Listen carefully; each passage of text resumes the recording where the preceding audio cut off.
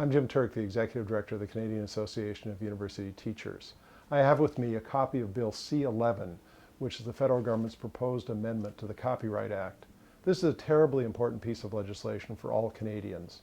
CAT is very pleased that the federal government has incorporated something we have long advocated, and that's extending fair dealing rights to include education.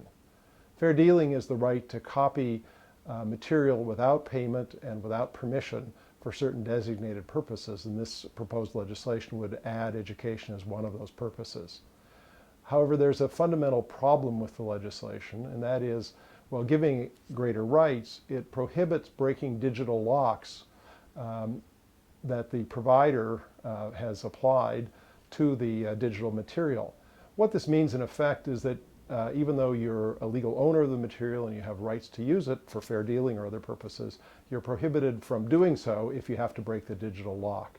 It's as if you were given permission to use a public library, but then the door was locked and you were told that it was illegal to have that door open so you could exercise your right to borrow books.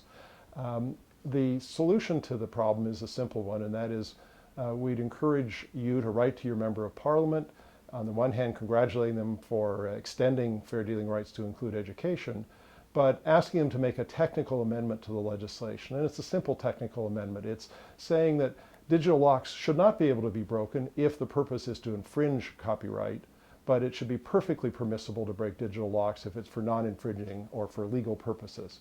We encourage you to take that step and write your MP as soon as possible.